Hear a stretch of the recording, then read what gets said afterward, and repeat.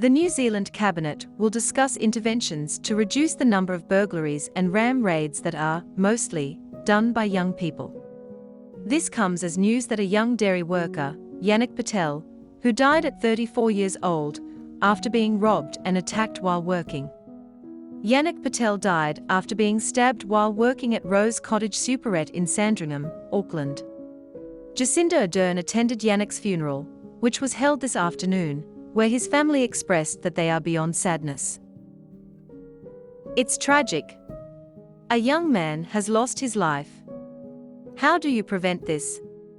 What's the guarantee that the next thing is not going to happen? They said. They had also mentioned Jacinda's presence as, quote, "No person should be using Yannick and his murder as a political football. This is absolutely shocking, inappropriate, and disrespectful." Currently, young people from the age of 15 who commit crime are still able to be brought before the court. But 12 or 13-year-olds, for example, would go to court only for offences attracting a penalty of 14 years, which meant aggravated burglary was covered but burglary was not. New Zealand's Prime Minister, Jacinda Ardern, said she understood why dairy owners and smaller retailers felt vulnerable, but denied accusations that the government was soft on crime. They had focused attention on ram raids, and $500 million of additional funding had gone into the police's crime prevention unit, she told Morning Report. Ardern said ram raid numbers had declined to about 13 this month. She also rejected accusations the Labour government had not placed tough enough consequences on youth offenders, primarily resolving offending through non-court action in 2021. The other was the intervention with about 70 young people identified as contributing to the problem, some repeatedly. That resulted in half of them getting back into education and training, she said.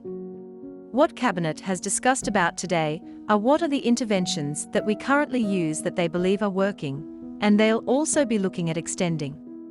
This was where the plan for working with children and their families came in. Jacinda told us, quote, "We've brought down offending because of that."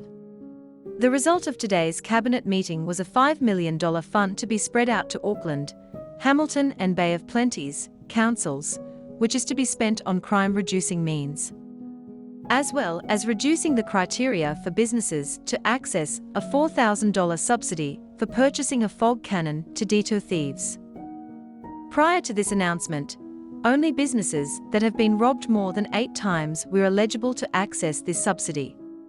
With the rapid increase in crime rates in New Zealand, more and more businesses are becoming commonplaces for theft and violence. Hopefully, with this subsidy, small businesses can better protect themselves and keep their staff safe and alive. It is unfortunate that it took Yannick's murder to bring this discussion back to Cabinet's attention. Let's hope that with what Cabinet has discussed today, this would bring down crime and keep staff safe from crime. Comment in the description below with what you believe should be done about it. Please don't forget to also like and subscribe. And thank you for watching.